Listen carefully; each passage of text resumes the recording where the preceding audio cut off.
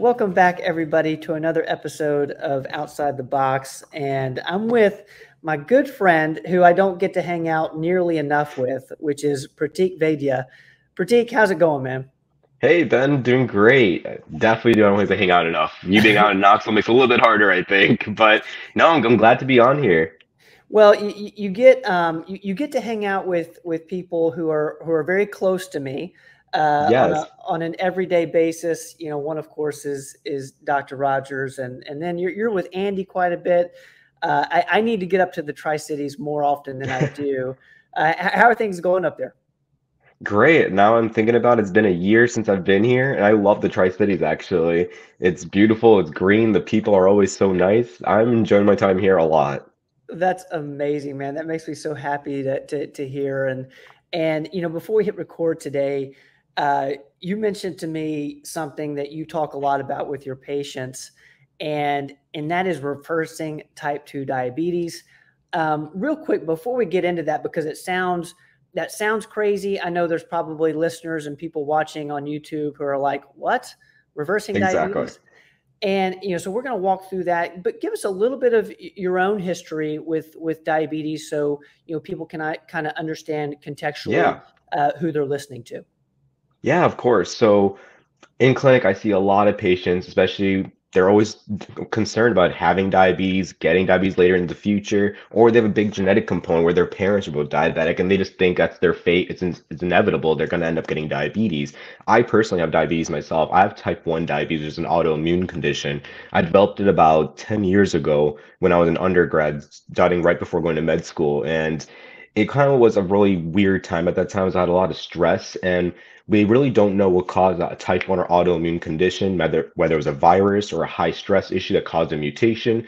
But I've been living with it and controlling my diabetes pretty well for the last 10 years. And a lot of it's related to more lifestyle management and actually understanding what you're doing, what you're eating, maybe kind of fighting against you, or understanding that the weight gain you're having is actually reversible. A lot of things that come with type 2 diabetes is going to be more based on lifestyle changes, that modification to what your daily schedule is, what you're eating on a day in and day out basis, and then kind of narrowing down what you can make an actual better overall lifestyle goal is. The goal is not to change your whole life where you need to do this, and this, or I have to get cut out all the carbs in my life, or I can't really enjoy my life or have fun. I can't go to restaurants, right? It's not the goal. The goal is to still live within your means, finding better alternative choices when you go to the grocery store, not getting a lot of frozen food, and living in 2022. It's actually made it much easier as keto has become a very common thing.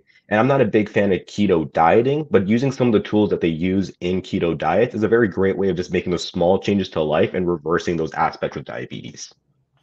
You know, speaking from your experience with having type 1 diabetes, is because I'm trying to relate the two, type 1 with type 2. You're treating a lot of type 2 diabetics. Are Correct. you saying that a lot of the lifestyle change that you're encouraging for people with type 2 diabetes or pre-diabetes should be similar to how you go about your daily life as someone with type 1 diabetes? I would say yes, correct. Because as we know, type 1 is an autoimmune condition. Even though I'm never going to able to get rid of this disease itself, type 2 is something you could really do reverse and actually get better at and making sure that it doesn't really have to come back itself, even though you have some genetic components against it. A lot of it comes with just healthy eating itself. And Mm. I even explain to patients when they get that Cleveland Heart Lab, that really good holistic blood test to kind of go through all that data, a lot of it's going to come with, making the changes to what they think is already healthy. I eat fruits every day. I drink smoothies all the time. I feel like it's very low carb. But one thing I always tell my patients to try out is getting a continuous glucose monitor, even if they're not diabetic, just to get a good idea what does your life really look like in the means of getting data of your blood sugar itself. It'd be really shocking sometimes. People think like I eat low carbs, it's fine. It's not the problem. It's just, I have a genetic issue. And when they put the sensor on, they look throughout the day, they're like, I'm spiking blood sugars right after dinner, right after lunch all the time. I didn't realize eating a banana once every day in the morning is what's causing this numbers to start to go up. They kind of find out genetically they're probably having a hard time breaking down these fructose that comes from the sugar from fruits itself. So I tell patients all the time that it is reversible. You just need to narrow in on the core issue, what the problem is. So when you're mentioning to a patient, you know, you're saying, hey, you either have prediabetes or you already have type 2, and you're mentioning we can reverse this. It sounds like the first thing you go through with the patient is this diet modification, as well as adding a continuous glucose monitor to see what foods are spiking your blood sugars. So is the first thing that you're doing is trying to manage those blood sugar spikes? Is that kind of what your goal is, Correct. initially? Correct. So the way I kind of see it is educating the patient themselves. When they get to see the data themselves and not coming to me all the time to see like what exactly am I looking at, it's very easy for them to look at homes like I could definitely see the spikes here, here, and here. It's just like I Mhm. did not really lie. Seeing that visually for a lot of patients makes the connection of that, you know what I'm doing is not correct actually. And I even tell patients, I give them a lot of tips of what I even do and what to make sure my diabetes stays in control. When it comes to type 1 and type 2, yes, I'm gonna have to be on insulin for the rest of my life. For type 2, you don't always have to go to insulin. But if we're not managing that early in life or trying to reverse those trends, it could get to the point where they're going to be on insulin. And the way it kind of works to understand that is whenever you have a high carb meal, it causes insulin itself in the pancreas kind of to spike up drastically. When insulin spikes up drastically, so does the hunger hormone ghrelin. Ghrelin's that hunger, snacking, boredom hormone, and that when that gets out of whack, it takes a while for that hormone to naturally come down to normal levels. When they see that on their continuous glucose monitor and see that huge spike as their blood sugar goes up, that means insulin's working harder than it really should be to bring that blood sugar back down to normal, which is normally either 2 hours after eating or 8 hours of fasting. It should come back down to under 100. If you're looking at that meter and looking at that graph, you're like, my blood sugar even 2 hours after is about 115. That kind of tells you your insulin's working way harder than it should be to bring it back down. And that kind of should clue you in thinking, you know what? I probably had something during that lunch or during that dinner that I probably shouldn't have. You could easily see that when people have a huge sweet tooth and get dessert after dinner, people that have created this lifestyle that after dinner, I always need to have something sweet before I go to bed. When they see that on their actual CGM sensors, they're like, yeah, when I have ice cream, it makes a perfect sense that my blood sugar is high early in the morning then too. It just never really recovers. I start with patients getting that lab, that Cleveland Heart Lab, because they'll see those numbers. They're like, you know what? I'm pre-diabetic. The goals are to change that right away, not wait till you get to diabetes where I need to put the patient on medications like metformin or Farxiga or any of those other meds just to get them under control. The goal should be starting that lifestyle, create those good routines earlier before they even gets to that level. And if you are already diabetic, you've seen your other physicians, there are a lot of great medications on the market itself that could really help decrease your weight, decrease the things that a lot of people come in and tell me, I just always crave carbs. I'm always hungry for sugars. There's a lot of great meds that can really reverse those as well. Now, once a patient gets to the point, say they come in to see you and they're already to the point of needing to be on a medication, which I guess in the way I'm interpreting that is they already have type 2 diabetes. Sure. Is is it fair to say that they can eventually get off that medication and still completely reverse type 2? I agree. That's my goal. I tell my patients all the time that we now have a journey, a headway, a path of what we need to do. We notice the problems now. Let's start talking about medication management and lifestyle modification, whether it's exercising more, changing your diet first, or if you're already on a medication like metformin that your primary care has given you, or if you're trying to get on to a GLP-1 receptor agonist, medication we've all seen on TV, such as Ozempic, to get them on the trend of how to get this approved by their insurance and how to start staying on this medication consistently to lower the weight. The way medications like GLP-1 receptor agonists, like Mounjaro or Ozempic work, it kind of works at the level of decreasing your hunger and craving, especially right after meals. It kind of shortens the actual time you're eating as well. When they did research studies itself on how long people eat while they're on the medication itself, they notice they're actually noticing smaller portion sizes. They get full much quicker as well. I tell patients when they're on this medication, when you go out for dinner, it's okay, but notice that if you get a full entree, you're probably gonna be taking leftovers home. So building those good habits, understanding I don't always have to finish my complete meal or finish everything on my plate. It's a common thing I hear from patients that I was just raised that way. Whatever's on my plate, I just need to eat it all the time. Because you finish it off, there should be no leftovers.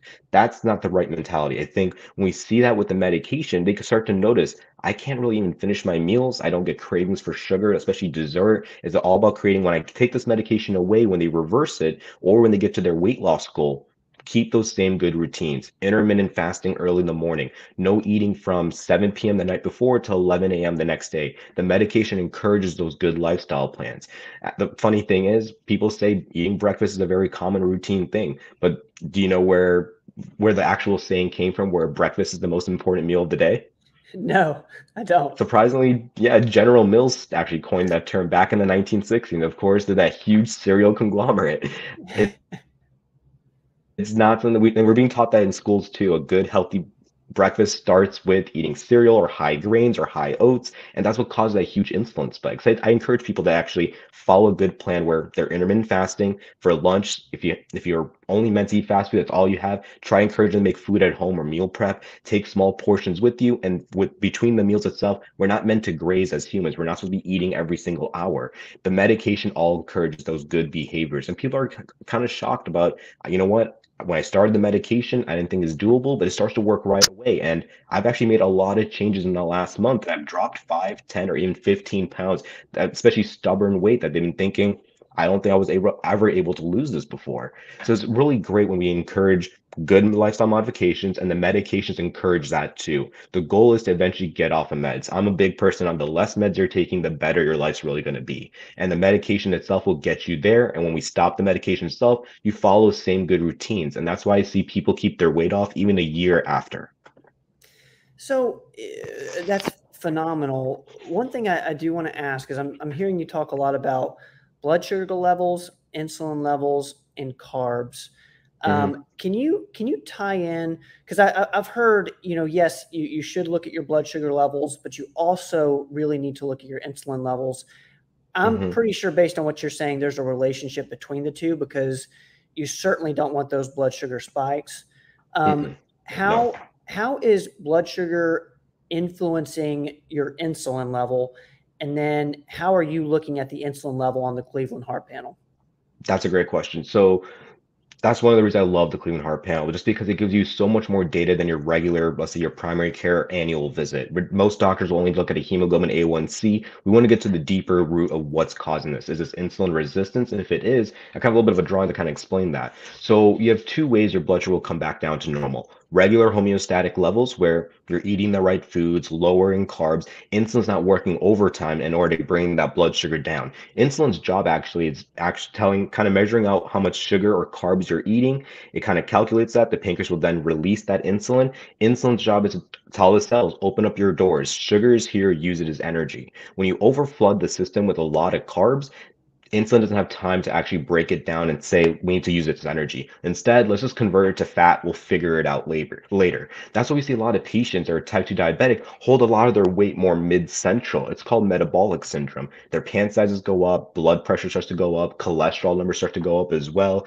That's all related to insulin going up. Insulin's job is not supposed to work overtime in order to get your blood sugar down to normal. So when you do the Cleveland lab, we see the insulin and your blood glucose that day. If your blood glucose is normal, let's say 85, but your insulin's above 10, especially if you're fasting, that tells me you're starting to work towards insulin resistance. Normal insulin should be under 20, especially if you're fasting. If you just had food, you're like, you know what, I just had a candy bar a few hours ago. That's why I don't recommend doing the blood test right after you eat. Could artificially cause your insulin to go up as it's starting to break down the food itself. So what happens is when we're measuring with the hemoglobin A1C, that is a 3-month average of your blood sugar. So I have a little drawing right here that goes over what is a red blood cell and what we're measuring.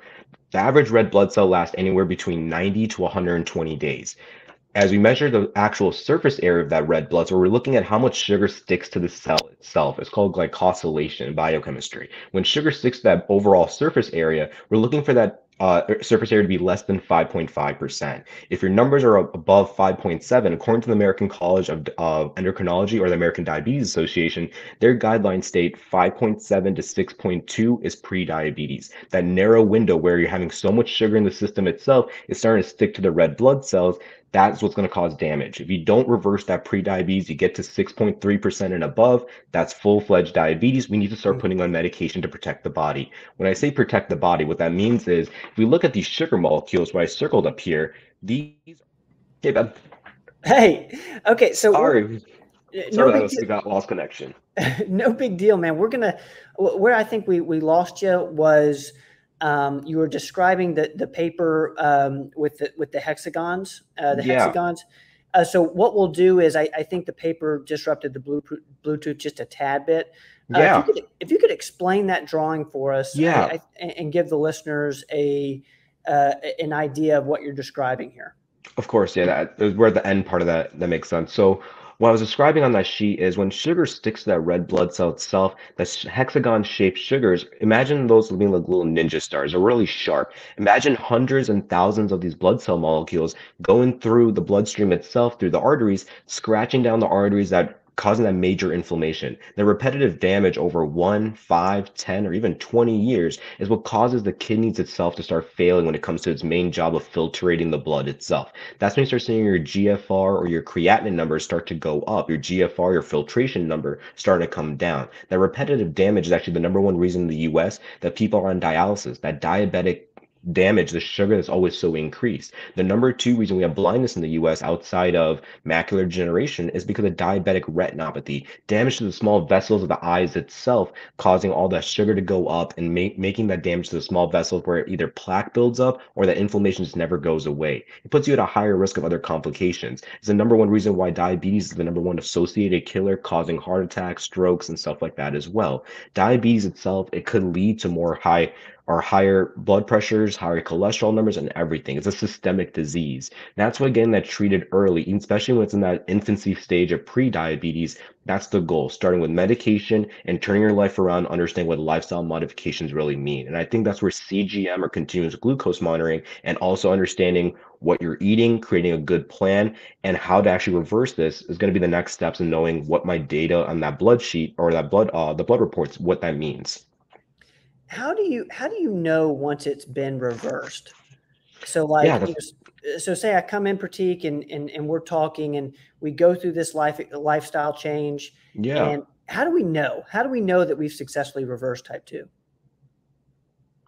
Of course, yes. When we look at your numbers, when we do that Cleveland panel, we look at that hemoglobin A1C, that 3 month average. The American Diabetes Association, the American College of Endocrinology, all looks at that number to see are you going to be labeled as a diabetic or not. When we see your numbers at, let's say, 6.2%, that narrow window of pre-diabetes, and let's say we go through all that lifestyle modification, you start losing weight, you use the CGMs and realize I need to cut out X, Y, and Z out of my diet. We make those efforts, and let's say in 3 months you come back and you're like, I've lost 15 pounds, I really cut out whatever you told me, I'm exercising in the gym now, working with a trainer, even something simple as I go on a walk after dinner. I'm making those changes. We could redraw your blood work in 3 months and see what your numbers look at. And if your A1C then drops below 5.7, I'm satisfied to say we've really reversed your risk of becoming a diabetic. I do the same thing with my patients that are on those GLP-1s, that Ozempic, and their A1Cs at 7.8 or 8.5. I tell them we really cannot get to the point where we need to be on insulin. They make those changes every 3 to 6 months. I'll check their A1C again. I see that gradual decline from, let's say, 7.8 to 6.5, 6.5 to 6.2, 6.2 down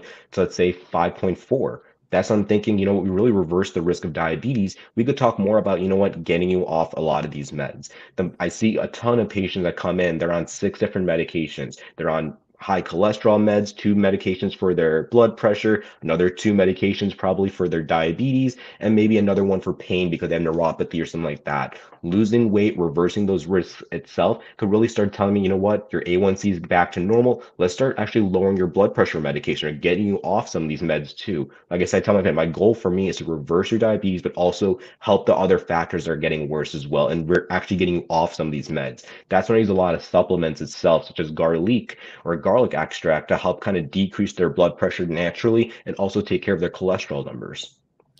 That's amazing. And one thing that I'm kind of feeling like a listener or someone watching on YouTube might be feeling right now is like, gosh, the dangers of having prediabetes and type 2 diabetes are immense, especially if you don't know what's happening. Hmm. What are some signs that someone might have prediabetes and really needs to start some of these lifestyle changes? Are most people coming in first for weight loss? They recognize that I want to get some of this weight off, and then you see the insulin numbers, the blood sugar level numbers, and you're like, you're pre-diabetes. Is that kind of how it works? I would I'm just kind of agree.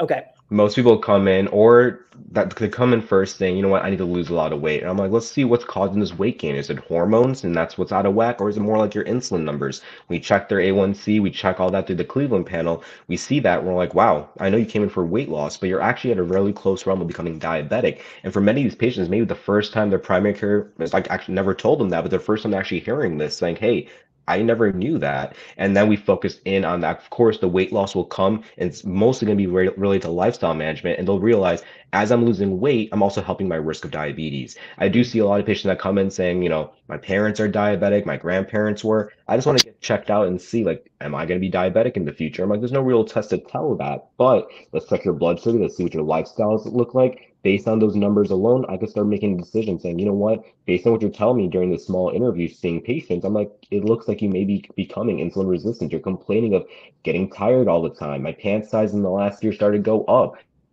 I was just recently diagnosed with high blood pressure. These are giving me little clues that you have a very, very high risk of increasing or very high risk of increasing of either high blood sugar and insulin resistance or diabetes entirely. Interesting. It's just a fascinating concept in that, if you try to get the weight off, how many other things get Hmm. better in that Agreed. effort, Agreed. but I have to say, Pratik, you have successfully convinced me that you can, in fact, reverse type 2 diabetes. And I have a feeling that the people watching this episode will agree with me. Don't go away.